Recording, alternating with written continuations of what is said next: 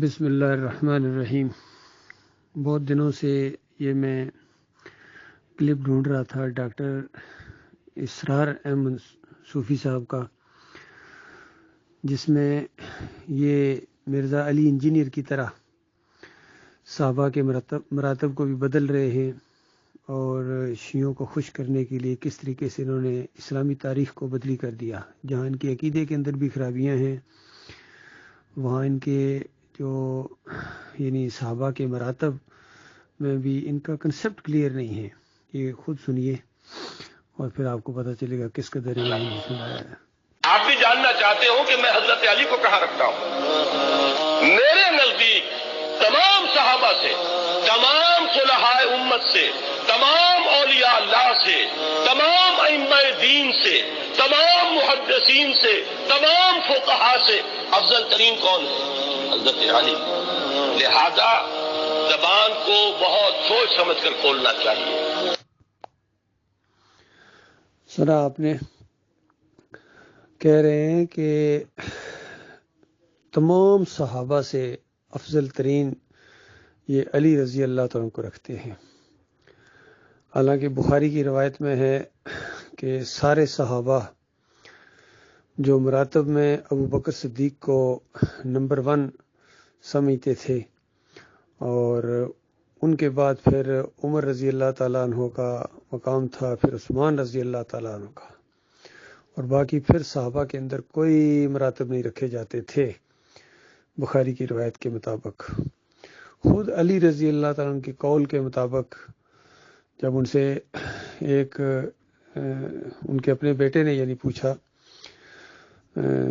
جو دوسری بیوی سے تھا فاطمہ رضی اللہ تعالیٰ عنہ کے علاوہ جو ایک اور دوسری بیوی سے ان کا بیٹا تھا، کہتے ہیں میں نے پوچھا اپنے بابا سے کہ صحابہ میں سب سے بلند مقام کس کا ہے، تو انہوں نے کہا کہ ابو بکر صدیق کا۔ انہوں نے کہا میں نے پھر پوچھا کہ ان کے بعد، تو علی رضی اللہ عنہ نے کہا کہ عمر بن خطاب کا۔ تو وہ کہتے ہیں کہ میں نے تیسرا مقام پوچھنے سے پہلے خود ہی کہہ دیا کہ ان کے بعد پھر آپ کہیں کسی اور کا نام نہ لے لیں۔ تو انہوں نے کہا نہیں بھائی، میں تو عام مسلمانوں میں سے ایک مسلمان ہوں۔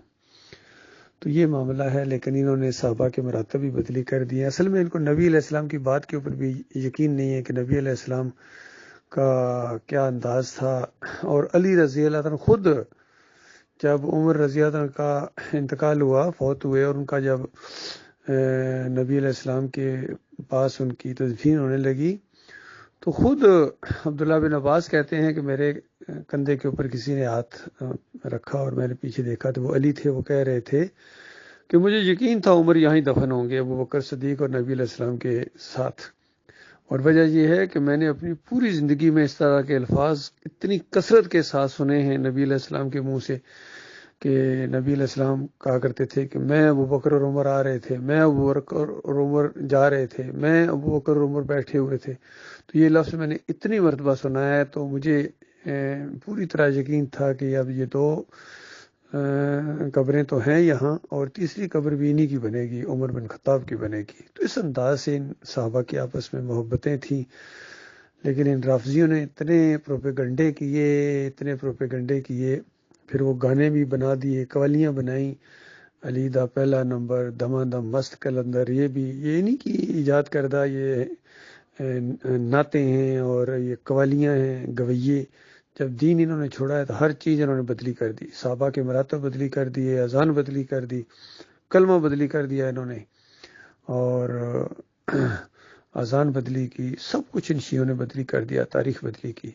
اور حیرت ہے کہ یہ ڈاکٹر اسرار صوفی اور علی انجینئر، انہوں نے یہ ستم اڑایا ہے، اور انہوں نے یہی چیز سیکھی ہے مودودی صاحب سے، جنہوں نے خلافت و ملوکیت لکھ کے کچھ صحابہ کے اوپر اتنا کیچڑ اچھالا کہ شیعہ اس کو لے کے اس کتاب کو خلافت و ملوکیت کو دکھاتے ہیں کہ دیکھو تمہارے اعلیٰ حضرت ہیں، یعنی وہ ابو الاعلیٰ حضرت ہیں جو تمہارے سنیوں کے بڑے ہیں، وہ کیا لکھ رہے ہیں۔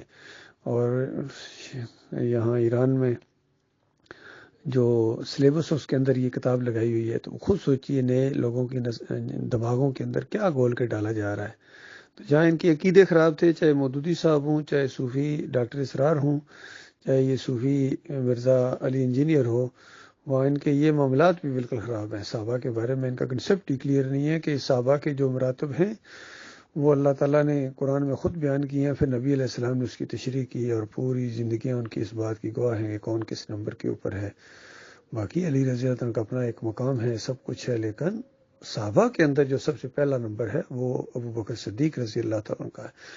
اصل میں جب ایمان عقیدہ نہیں رہتا تو پھر اس طرح کی بحثیں یہ لوگ شروع کر دیتے ہیں.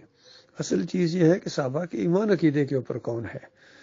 یہ جو جتنے بھی ہیں مسلک پائے جاتے ہیں، بریلوی ہوں، دیوبندی ہوں، اہل حدیث ہوں، سلفی ہوں، تو یہ ان کے عقیدے کے اندر اصل میں شرک آ گیا ہے. وہ چیز ان کے اندر باقی نہیں رہی ہے، روح ایمان کی روح ان کے اندر نہیں رہی ہے. اللہ تعالیٰ جو پیچھے بچ گئے ہیں ان کو ایمان دے صحیح معنوں میں، اور یہ جو مر گئے ہیں چاہے ڈاکٹر اسرار ہوں، مودودی ہوں یا دوسرے ہوں، یہ اپنے انجام کو پہنچ گئے ہیں.